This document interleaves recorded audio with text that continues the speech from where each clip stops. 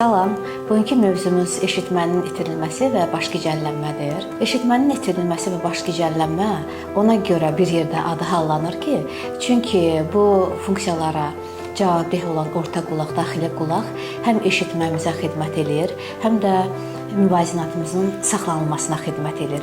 Ona görə hər iki mövzunu birlikdə araşdırmaq lazımdır. Eşitmənin itirilməsi iki cür ola bilər. Ola bilər anadan gəlmə olsun, ola bilər qazanılmış olsun. Anadan gəlmə eşitmə pozğunluqlarında mütləq ailə öyküsü olur. Yəni anamnezdə mütləq ailə üzvlərindən birində kimdəsə bu problemə rast gəlinir və yaxud da ki, irsi xarakter daşıyır. Sonradan qazanılmış eşitmə pozğunluqları isə müxtəlif proseslər nəticəsində əmələ gəlir. Vibrasiyalar nəticəsində, orta qulağın iltihabı nəticəsində və yaxud da ki, uzun müddət yüksək tezlikli səslərə məruz qalan peşələrdə və yaxud da ki, körpə vaxtı antibiotiklərdən, müəyyən antibiotiklərdən istifadə nəticəsində karlıq əmələ gəlir. Ümumilikdə götürdükdə karlığı o qədər də tez aşkar etmək olmur. Ən çox uşaqlar əgər danışmağa gec başlayırlarsa və yaxud da ki, danışmaq prosesini gec öyrənirlərsə, bu zaman müayinə zamanı uşaqlarda eşitmə pozuntusunun olması aşkara çıxarılır. Ümumiyyətlə eşitmə pozuntusu bayaq qeyd etdiyim kimi müxtəlif səbəblərdən ola bilər.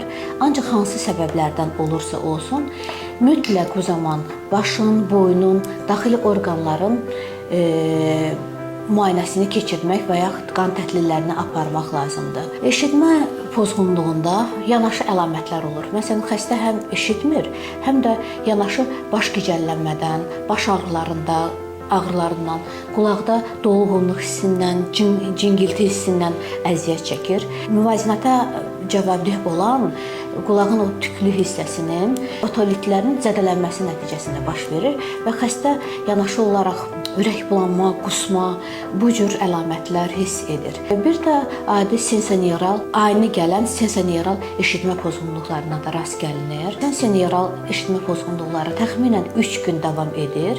Bunların səbəbi hələ indiyə qədər aydın deyil, ancaq damar mənşəli və yaxud da ki, virus mənşəli olması güman edilir.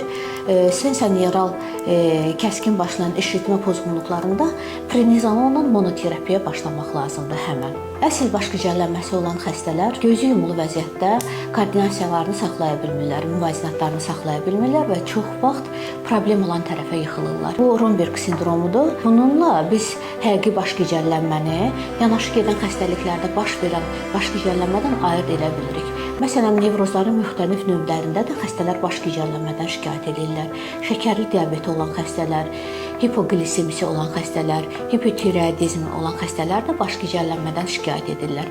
Lakin onların əksəriyyətində Romberg vəziyyətində xəstələr dayana bilirlər. Amma həqiqi baş gicəllənməsi olan xəstələr gözü yumulu vəziyyətdə nə yeriyə bilirlər, nə də müvazinatlarını saxlaya bilirlər. Eşitmə və müvazinat bizə Allah tərəfindən verilmiş böyük bir nemətdir. Onu mütləq dəyərləndirmək və qədrini bilmək lazımdır. Çünki bu dünyada əzizlərimizin səslərini eşitməkdən, körpələrimizin gülüşünü eşitməkdən, musiqimizi dinləməkdən və yaxud da ki, şəfqət və məhəbbət dolu sözləri eşitməkdən gözəl heç nə ola bilməz. Ona görə də eşitmə və müvazinat pozuntusu olan xəstələr vaxtında bu vəziyyəti dəyərləndirib həkimə müraciət etməlidirlər.